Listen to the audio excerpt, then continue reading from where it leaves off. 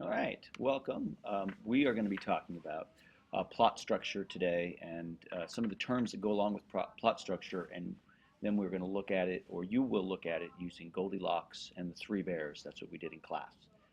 So first off, if we look at this, what in the world is plot?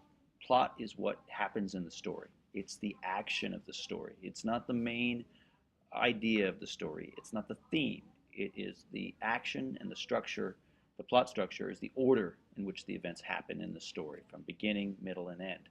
And typically, we think about the plot structure, it's kind of like a mountain. And we have a little mountain climber here. We start at the base of the mountain, and then we begin to move up, and we move up to the hot top point. Hooray! He gets to the top, and then we say, don't fall, but he does. And when he falls, of course, he screams, oh no. And um, we have the falling action. There's a little joke there for you. So now that we've had some falling action, let's move on to the parts of plot structure. If someone tells a lie, John says, I once beat Anthony Davis in a basketball game. And then someone else discovers the truth that John once saw Anthony Davis play basketball. We could say that the truth has been exposed or shown. And so the very beginning of that plot structure, the very beginning of a story usually, short story, novel, whatever, is the exposition. It's when we, the audience, learn about characters and the setting of the story. And remember that setting is time and place. So it's not just where you are, but it's also when. The truth of the characters and the time and place are exposed to us, and thus it's called the exposition. So, right now, just give me an exposition. Exposition! Give it to me. Come on, I want to hear it. I want to hear it. Come on. Oh my goodness, that's good. Exposition. Remember that word.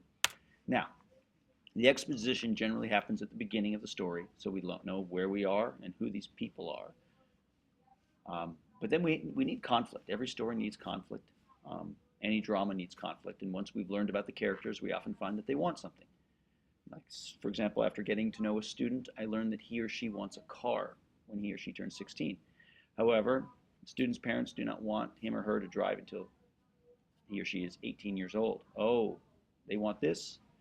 The student wants this. Conflict. Conflict. And of course, conflict leads to the rising action, or the rising of tension. We think about tension in a balloon, or how much tension there would be in a household if your parents didn't want you to drive and you wanted one. This rise of tension is called the rising action, and the rising action begins at what we call is the inciting incident.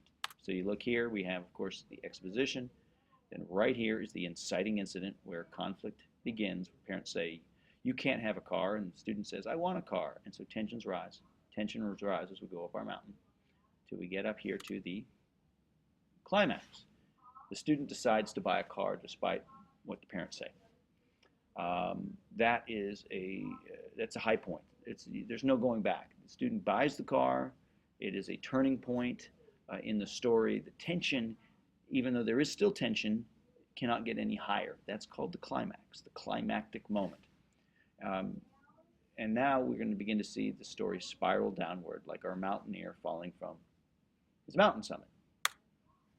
So exposition, rising action causes conflict, or the inciting incident, causes conflict. We have the rising action, the climax, then we have the falling action, which still, of course, is going to have tension in it. Tension still exists between the protagonist, who is the main character, and the antagonist, who is anyone that works against the protagonist, whether it's a person or a force of nature or society itself. Now, during the falling action, the student and the parents might fight further. However, the major tension in the story has failed to increase. And as the parents and the student talk, the story moves to the end, and where the conflict is resolved, known as the resolution. Now, the resolution could be several different things. It could be happy that the student gets to drive at 16, or it might be sad or tragic. The student is grounded for a month and has to sell the car. But whatever that inciting incident, that inciting first conflict is, it's going to resolve in some way. And it might resolve itself by not resolving itself. And that's still a resolution to the story if it's still hanging out there.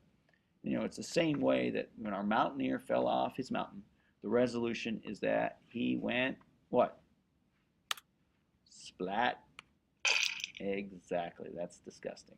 and that is exposition, inciting incident, rising action to the climax, falling action, and the resolution.